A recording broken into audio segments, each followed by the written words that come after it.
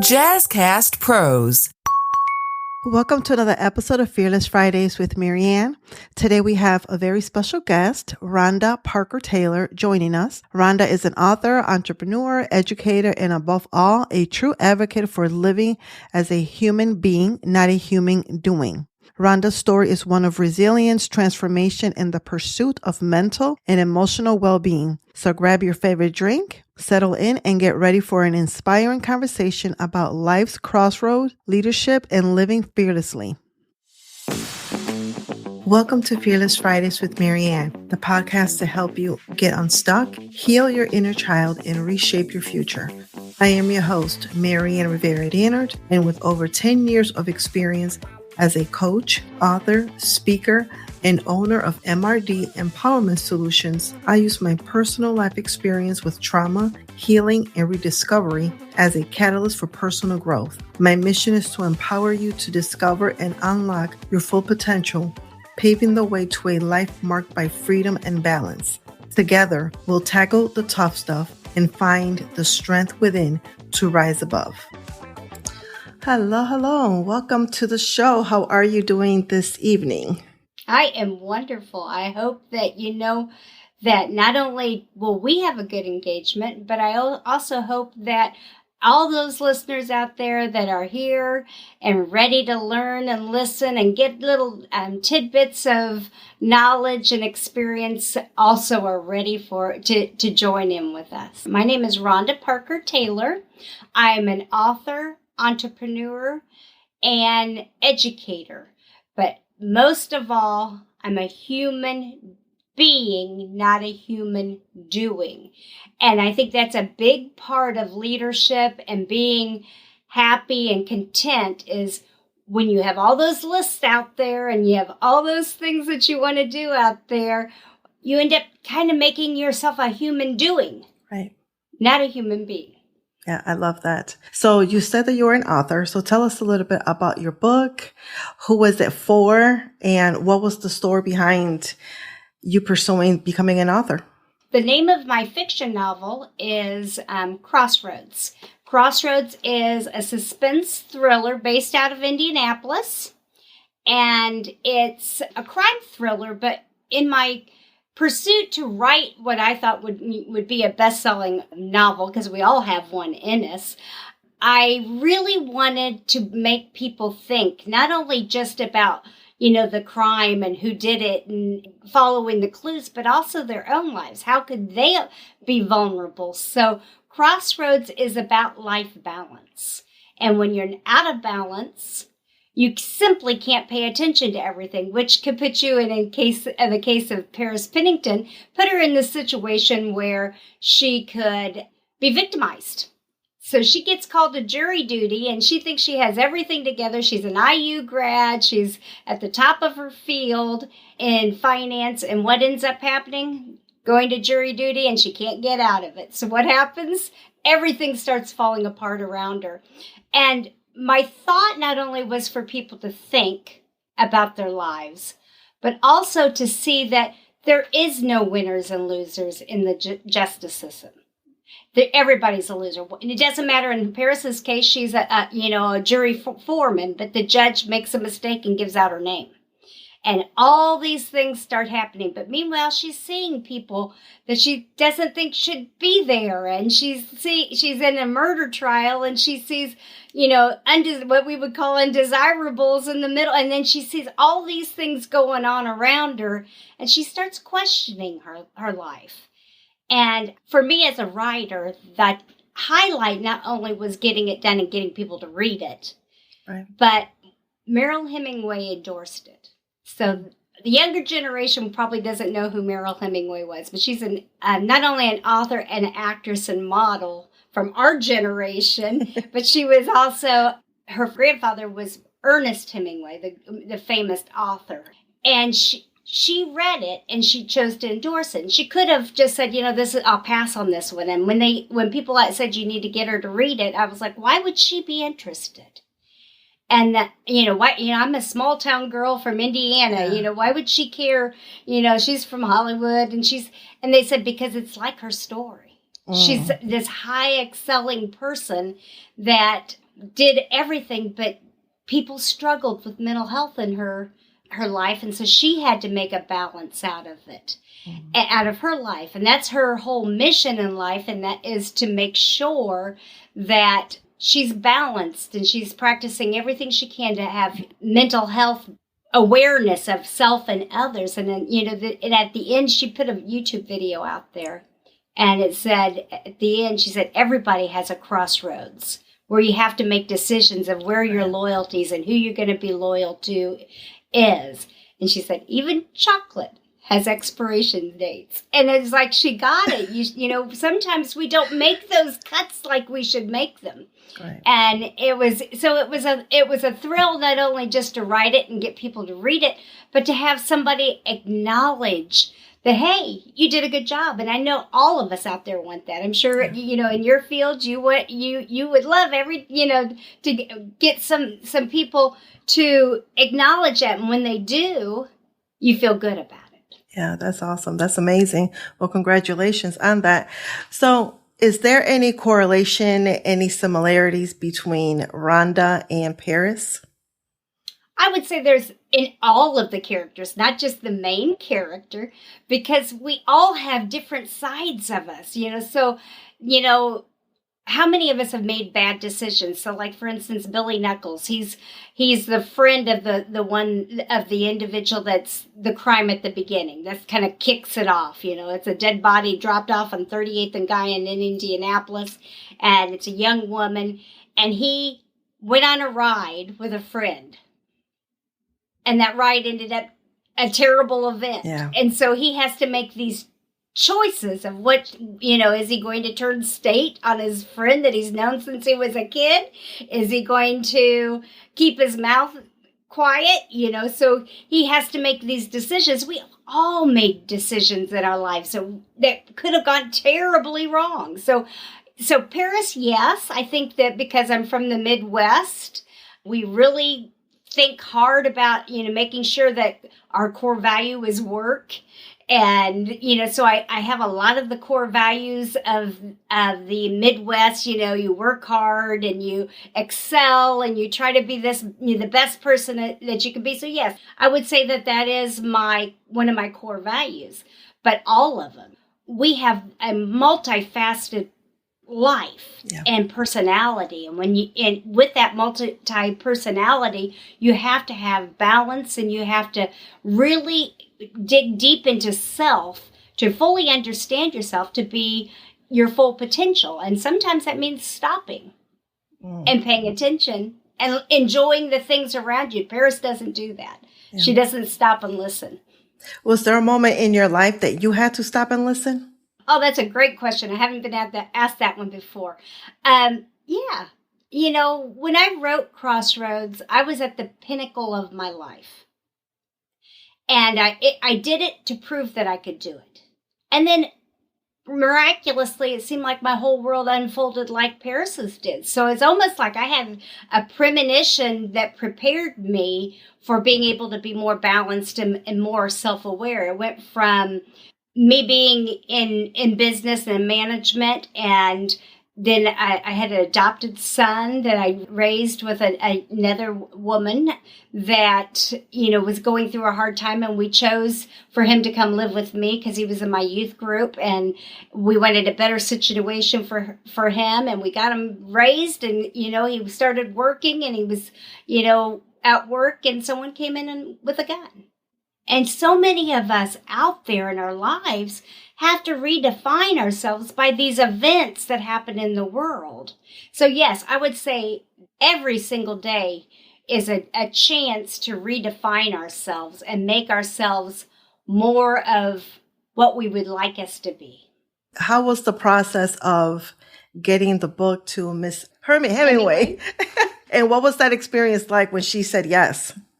Well, first, I had to swallow my own fears because I wrote it and I printed it out just in case, discs go bad, and, sat it on my desk and went on and kept working. And my sister said, why aren't you doing something with it? Why aren't you doing something with it? And, and I'm like, oh, I will, I promise I will. And then guess what? I went to get something off that disc, and part of the disc was corrupt. Oh, wow. And all of a sudden, I had all this images of having to retype it and redo the whole thing all over again. And I'm telling my sister, and she's like, when are you going to do something about that book? Mm. And I said, oh, I will. And she's like, you're not doing it because you're fearful of doing it. What were you afraid of? I think acceptance. I had learning challenges when I was younger. Even though I have a doctorate now, all those voices in your head that tells you, hold yourself back. No, that's not time. It's not the right thing to do. Are you sure you really want to do that? They may not like it. I think all of those were just made me procrastinate and not do it. And my sister, you have to have an accountability partner, whether it be a sister, a brother, a loved one, or friend. But she said, you're afraid of being vulnerable. And I'm like, at first I wanted to argue, and then it went from arguing to, because that's my big sister. What does she know? She doesn't know anything, right? And then I had to admit, yeah, you're right. I have a fear of not only success, but facing people. So then I sat down and I said, okay, you had a publisher before that liked it, and they pulled the deal at the last minute.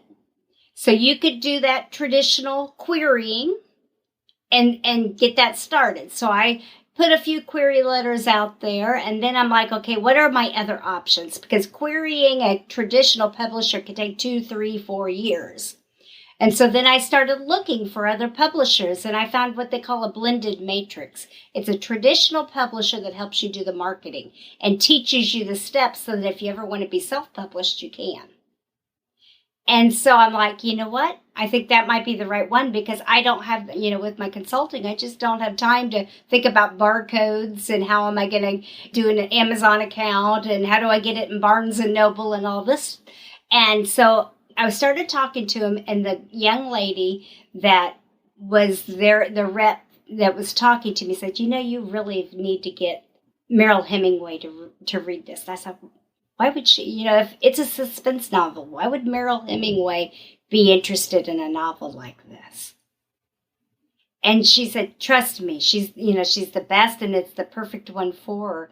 And she has a book club that she does this. And I said, well, why wouldn't we go with someone like Tori Spelling, or someone that's a suspense, you think it's suspense, you think suspense actresses. She said, no, Mariel's the one. Not only is she known for the writing aspect of things in her book club and her, her grandfather, this is a parallel to who Paris is, a parallel to her life. And I'm like, well, we haven't even put it through editing yet. She said, no, she likes to see it in the raw, so that she sees if you have any, any real abilities, to write another one or do something different.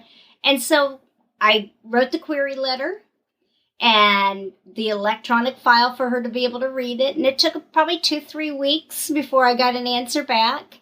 And then I got an answer back, and it said what she would like to present it as. And when I read it, I'll tell you, goosebumps went from my head to my toe and back down. And I finally realized, hey, wait a minute. All those people, all those years, I had fear of reading in front of people.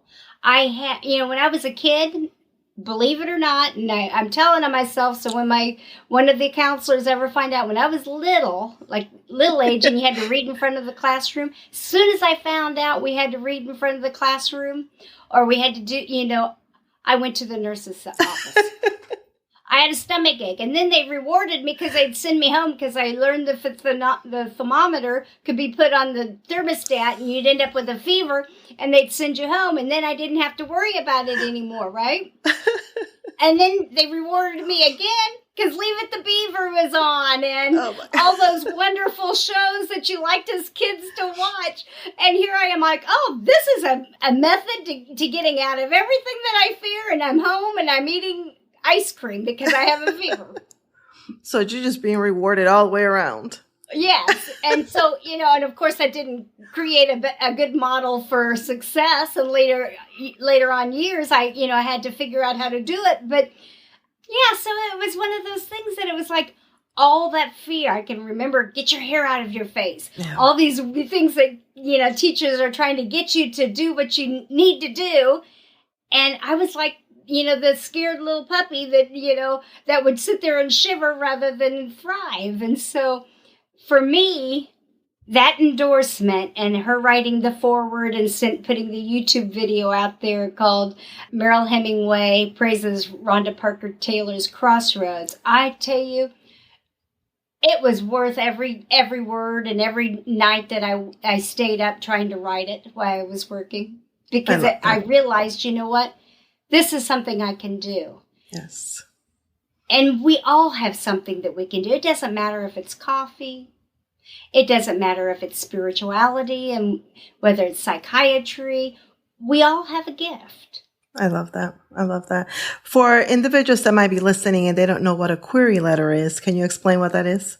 Oh, I would love to. So a query letter is, and you can get it, it's called Writer's Guide. You can get all the publishers out there, all the agents out there, and it's a list of what they accept, what kind of books they accept, what they want in the query letter, what you have to attach. Some people want just 3 chapters. Some people might want 10 pages.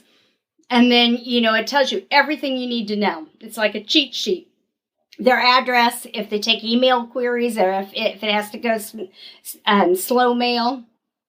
And then you write a letter, and then you attach whatever they've asked for. And that's all they want. If you send them the kitchen sink, they're going to send it back.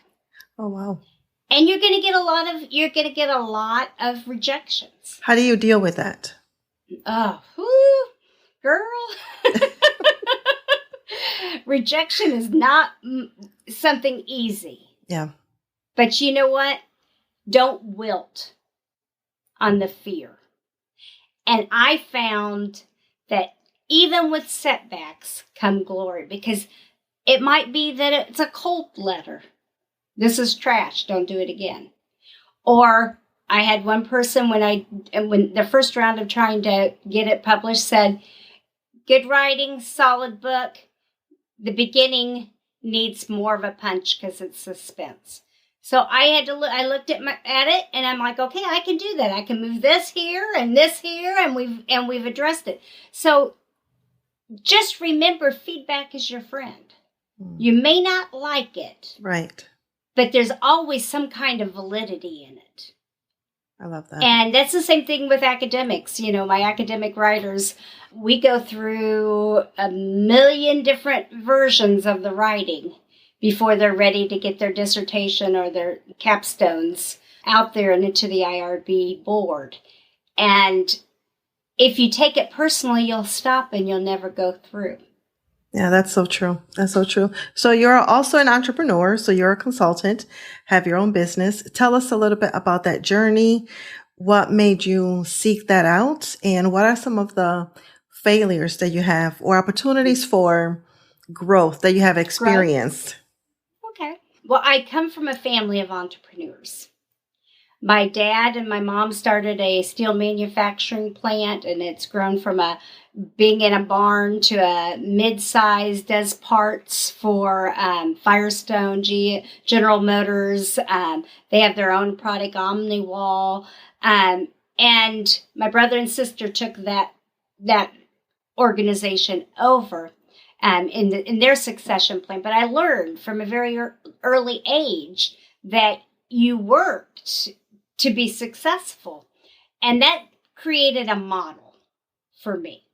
But I was a little bit different. Like I said, I wasn't that go-to person like a regular entrepreneur would really have started out like. And so I went into education, and I was working at the education level. I was a college professor, worked at the university level where I became a campus director. And then, like I had mentioned, my adopted son was shot and killed. Well, that was the same age group. And so what became something I loved to do became something challenging for me to even get to and enjoy. Because I really enjoyed being able to help others. And so I had to rethink my whole model of living. And I, I'm like, you know what? There are so many people in this technology world that do not know how to do a resume. They don't know how to write to make their business successful. They don't know how to do a dissertation. So I thought, well, at least until I get my feet back on the ground and get through the mourning process, I can do this. I can help others in a way that I'm not out in the world facing them as strong as I had been in the academic world. So I stepped back and, I had to do all the tricks and traits that an entrepreneur did because, you've now gone from having a salary to not having a salary, but what you generate. And so I had to think of, okay, marketing, how am I going to get out there? And I all the stories that I heard my father talking about and his father talking about how to be successful and grind came out. And so I'm like, okay, Craigslist allows you to do ads. So I did an ad in the Indianapolis area. Well, wait a minute, how many people are in Indianapolis that really need writing services? And so then I'm like, oh, well, I'd like to do it in other cities. But I don't have the budget. So I went to every payphone and got codes from all the payphones. Yes, there was payphones back then. And so I could have an ad in every major city for free. Wow. Now they're probably going to come back and bill me for it, you think? So all of that entrepreneur and creativity and all the things that I saw as a child kind of came out of me. And I'm like, okay, I can do this. And, luckily since then, the referrals come from, very easily. It's not a daily process to have to try to get customers because, when you do people right and you help them succeed, they're going to help you succeed. And I think that that's a model that leaders could really learn from. Empathy, realizing people sometimes don't have the skills or maybe they want to learn and they just have never been exposed. So you have to have a journey to create these other people into who they're meant to be. And when you can do that, not only are you going to feel that self-fulfillment, but they do too. And then they reward you typically when they know somebody, they end up referring you. I love that. So you shared that you lost your son. Mm-hmm. What was that healing process like? And, how did you overcome? And how are you still healing? Because I'm pretty sure that it just never goes away. Healing, well, the very first second is the most monumental for anybody that goes through a tragedy. It doesn't matter if it's something that's predictable, that it's going to happen and then it happens. So, because my mother, and I've lost both of my parents during my journey at this point too, and all of them passed on September 19th. Oh, wow. So 2004 was my mom, 2009 was my son, and then my father was in 2020. All in the same day. All in the same day. Oh, wow. And at first it's kind of like an eerie thing, but then I start thinking, okay, they're having their celebration. Together. They're having turkey and dressing and and so that first monumental tragic moment, you have to make a decision. And that decision is to survive it. So all of you out there that are going through, there are shootings daily. There are life-changing events daily, car accidents, sicknesses. That very first moment, stop, gather your thoughts, and realize, hey, I can do this. And then when you do that, I use the Rudolph the Red-Nosed Reindeer song, put one foot in front of the other. And then that once you start moving and going through the process, that you've started the journey. You have to accept what's just happened. Once you accept it, doesn't mean you like it, doesn't mean you're not going to grieve, because I was a mess. It didn't matter what kind of spiritual building was open. I was pulling in and asking them to lay hands, cry with me, pray with me, whatever was available. It could have been, communion. It could have been anything, and it didn't matter what religious group it was, because I needed healing. So the second step would be get support.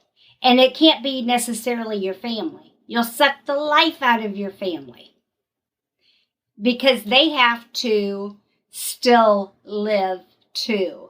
They still have to go to work. They still have to take care of their kids. They still have to do all the things that that is a responsible person has to do. So if you're leaning, I'm not saying never lean on them. Right. Mm-hmm. You have to realize there are professionals out there. Find those professionals that can help you and help you deal with the situations, because professionals, that's what they're intended to do. That's their mission, so find that support system for you and then start slowly putting regular things back in your lives. It never goes away, but it does become less of a burden. Find ways of celebrating. For D'Angelo's birthday, we make steaks because that's what he liked. Yeah. I want a steak. Everything was a steak. So, so we make a steak, and we celebrate him.